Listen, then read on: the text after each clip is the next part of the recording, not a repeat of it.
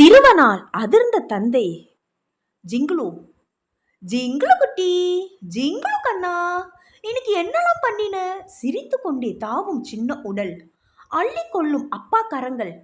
நான் ஒருத்தி இங்க நாளெல்லாம் இதோட கூட உயிரை விடுறேன்.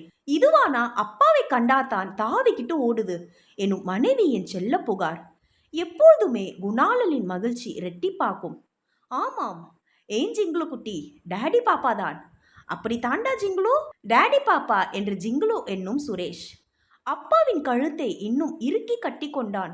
ஆபீஸ்ல இருந்து வந்து ட்ரெஸ்ஸை மாத்தல, காஃபி டிஃபன் சாப்பிடல, அதுக்குள்ள குழந்தையை தான் கொஞ்சியாகணும் போல் இருக்கு. இவன் தான் என் காஃபி டிஃபன். இவனை கையில் எடுத்தமேதான் பசியெல்லாம் பறந்து போயிடுதே. அப்படித்தானடா ஜிங்குலு, நல்லதா போச்சு. இன்னைக்கு டிஃபன் காஃபி தயாரிக்கிற வேலை எனக்கு மிச்சம். ஐயோ அமுதா, அப்படியெல்லாம் பண்ணிடாத, பசி உயிர் போகுது. முதல்ல காஃபியை கொண்டா, பாப்பாக்கும் காஃபி என்று சுரேஷ் உத்தரவிட்டான். காஃபி கீஃபினா பாப்பாக்கு உதைதான். டாடி காஃபி வேணும். குழந்தைய அழவிடாத அமுதா, கொஞ்சம் போல காஃபி கொடுத்தா என்ன கெட்டுடும்? இதோ பாரு சுரேஷ், உனக்கு காஃபி வேணாம், அம்மா சொல்றதை கேளு. டாடி. அமுதா ப்ளீஸ். ஒரே ஒரு வாய் குழந்தைய சமாதானப்படுத்த. எப்படியோ போங்க, அப்பாவும் பிள்ளையும். அமுதா அகன்றாள். காஃபி வரப்போகுதே, ஜிங்குலுவுக்கும் தான். ஐயா, 2 வயது குழந்தை இன்னும் 6 மாதங்களில் ஃப்ரீ ஸ்கூல் போக வேண்டும். ஜிங்குலு ஸ்கூலுக்கு போய் நல்லா படிப்பானே. ஜிங்குலு டேடி ஆட்டம் ஆஃபீஸ் போவான். அட சமத்து மகனை உச்சி மோந்து ஒரு முத்தம். இந்தாங்க காஃபி. சுரேஷ், இதோ இது உனக்கு. சின்ன டம்ளரில் பாதிக்கும் கீழே காஃபி ஒட்டி கொண்டிருந்தது. இத்தனோண்டா, குடிக்கிறதானே, இதை குடி, இல்லாட்டி இது கூட கிடையாது சுரேஷ். அம்மா அந்த அதட்டல் குரலில் பேசினால் மீற முடியாது என்று சுரேஷுக்கு தெரியும். அம்மா சுரேஷ் என்று எப்பொழுதும் அழைப்பதே அவள் கண்டிப்பை காட்டுகிறது. ஆசையாய் செல்ல பெயரால் ஜிங்குலு என்று அழைப்பது அப்பாதான். சமையல் அறையில் வேலையாக இருக்கும்போது குழந்தை அங்கு வந்து தொந்தரவு செய்வதை அமுதா விரும்புவதில்லை. காலையில் அவனுக்கு ஆகாரம் கொடுத்த பின் டேடியோட விளையாடிக்கிட்டு என்று குணாலனுடன் விட்டுவிட்டு தன் வேலையை கவனிக்க செல்வாள். ஜிங்குலு கண்ணு, உன் பொம்மை புத்தகம் எங்கே என்று குழந்தைக்கு பராக காட்டியபடியே அவன் செய்தித்தாள் படிப்பான். செய்திகள் மிக உஷ்ணமாயிருக்கும் நாட்களில் கவனம் குழந்தையிடமிருந்து விலகுவதும் உண்டு. அன்று அப்படித்தான் விலகி இருக்க வேண்டும். மடியில் அமர்த்தி கொண்டிருந்த சுரேஷ் எப்பொழுது இறங்கி போனானோ.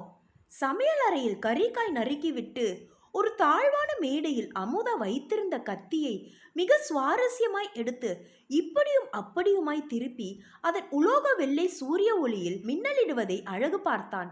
இந்த கத்தி தானம்மா கதையில் குழங்கு வாளை வெட்டுச்சு.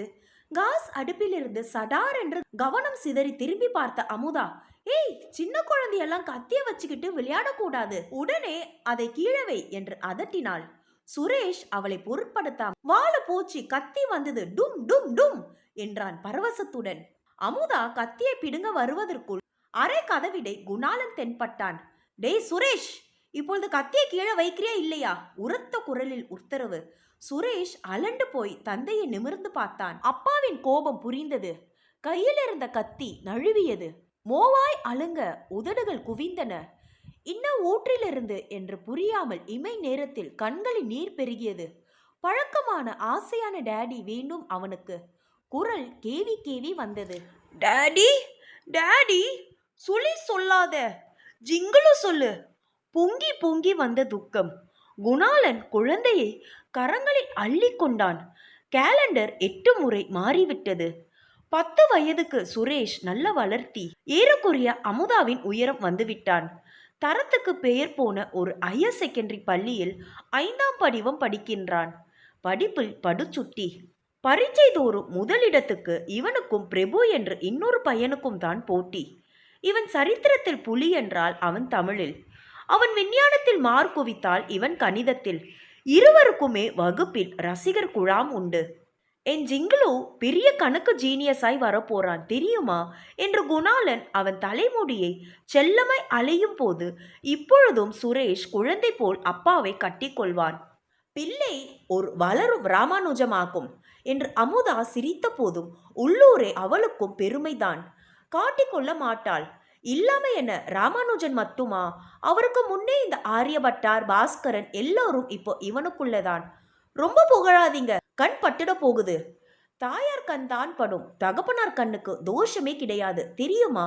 போன பரீட்சையில் ஜிங்குலு கணக்கில் 100க்கு 98 மார்க் வாங்கினானாக்கோ, மிச்சம் 2 மார்க்கே சாப்பிட்டானா? ரொம்ப பசியா? பாருங்க டாடி, இந்த அம்மாவே இப்படிதான். நான் எவ்வளவு நல்லா செஞ்சாலும் திருப்தி இல்லை.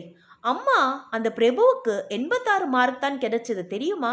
வருத்தப்படாதடா ஜிங்குலு கண்ணா, நீ எவ்வளவு கெட்டிக்காரன்னு டாடிக்கு தெரியும். என் நல்ல டாடி. சில நாட்கள் ஸ்கூல் பஸ் வந்து ஒலி எழுப்பும் வரை கூட இந்த கொஞ்சல் படலம் தொடரும். ஆர்ன் ஒலி கேட்டதுமே சுரேஷ் வெள்ளை சீருடையும் புத்தக பையுமாய் டாடா டாடி, டாடா அம்மா என்று கூவிக்கொண்டே ஜோடு சப்திக்க வாசலுக்கு ஓடுவான். அன்று மாலை பள்ளியிலிருந்து திரும்பிய போது புத்தக பையை தலை மேலிருந்து வழிய விட்டவாறு நுழைந்த மகனை அமுதா ஆச்சரியத்தோடு பார்த்தாள். வந்துட்டியா சுரேஷ்? பஸ் வந்த சப்தமே கேட்கலையே. பஸ் பிரேக் டவுன்மா, நாளைக்கு ஸ்கூல் பஸ் கிடையாது, பையன்கள் எல்லாம் அவங்களாகவே வந்துடணும்னு பிரின்சி சொல்லிட்டார். இப்போ எப்படி வந்த? சைக்கிள் ரிக்ஷால. ரிக்ஷாக்காரர் வாசல்ல நிற்கிறார். பணம் கொடுத்துட்டு வந்து எனக்கு டிஃபன் கொடுமா, ரொம்ப பசிக்குது.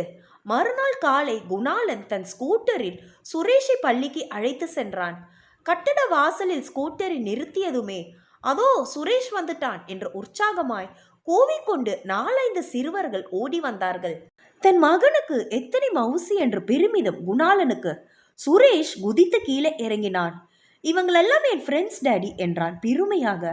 ஏன் டாடி குடிக்கு ஸ்கூட்டர்ல தான் கொண்டு வந்து விட்டார்டா என்று ஒரு நண்பன் அறிவித்தான்.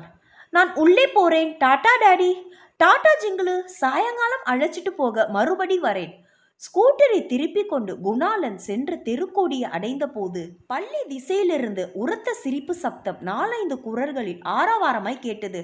சிறுவர்கள் எல்லாம் ஏதோ பேசி மகிழ்கிறார்கள் போல் இருக்கிறது. மாலையில் அலுவலகத்திலிருந்து சீக்கிரமே ஸ்கூட்டரில் கிளம்பி பள்ளிக்கு வந்தபோது சுரேஷ் வீட்டுக்கு போய்விட்டான் என்ற தகவல் கிடைத்தது. ஒன்றும் புரியாமல் குணாலன் வீட்டுக்கு விரைந்தான். குழந்தை வந்துட்டானா என்றான் கவலையோடு மனைவியிடம். அவன் என்னமோ தலைவலின்னு சொல்லிட்டு மத்தியானமே வந்துட்டான். யூனிஃபார்ம் கூட கழட்டல. அப்பர்ல இருந்து ஒன்னும் பேசாம சாப்பிடாம அப்படியே உம்முன்னு உட்கார்ந்திருக்கிறான் என்றாள் அமுதா. குணாலன் உள்ளே விரைந்தான். அமுதா சொன்னது போலவே சுரேஷ் சுருண்டு ஒரு மூலையில் உட்கார்ந்திருந்தான். முகம் ஜிவுஜிவுத்து சிவந்திருந்தது. தந்தையின் காலடி ஓசையை கேட்டவுடனே அந்த முகம் நிமிர்ந்தது. கண்கள் இரண்டும் 2 பெரும் ஆள்காட்டி வீரர்களாக தந்தையை நோக்கி குற்றம் சாட்டின. என் ஸ்கூல்ல வந்து ஏன் டாடி என்னை ஜிங்கிள்னு கூப்பிட்டீங்க? இள நெஞ்சில் காலை நிகழ்ச்சி இன்னும் நெருப்பு துண்டாய் ஒட்டி கொண்டிருந்தது. ஏய், உன் பேர் ஜிங்குலுவாடா? உன் டேடி உன்னை அப்படிதான் கூப்பிடுவாரா? டேய் ரவி, சுரேஷ் பேர் ஜிங்குலுடா. ஜிங்குலு, டே ஜிங்குலு, ஹை ஹை ஜிங்குலு, ஏ ஜிங்குலு, ஓ ஓ. பெருத்த ஆரவார சிரிப்பு. ஃப்ரெண்ட்ஸ் எல்லாம் எப்படி பரிகாசம் பண்ணி சிரிச்சாங்க தெரியுமா? நான் படிப்பில் கெட்டிக்காரனு என்னை ஒசத்தி நினைச்சே இருந்தவங்க அப்படி சிரிச்சாங்க. அந்த பிரபு வேற பின்னால் இருந்து கேட்டுட்டான். ஏற்கனவே நான் மேக்ஸில் அவனை விட நிறைய மார்க் வாங்கிட்டேன்னு பொறாமை. இதை சாக்காய் வச்சுக்கிட்டு என்னை ஜிங்குலுன்னு கலாட்டா ரொம்ப பண்ணிட்டான். பேச பேச குரலில் அழுகை சேர்ந்து கொண்டிருந்தது. குணாலன் அதிர்ந்து போனான். தன் குழந்தை மட்டுமாக இருந்தவன் இப்பொழுது அவனுக்கென்று ஒரு தனி இருப்பும் உள்ளவதென்பது எப்படி மறந்து போயிற்று? சிறுவன் முகத்தில் கோபம், அவமானம், அப்பா துரோகம் செய்துவிட்டார் என்பது போன்ற ஆத்திர துக்கம். டாடி, நீங்க என்னை தனியா இருக்கிறப்போ எப்படி வேணும்னாலும் கூப்பிடுங்க.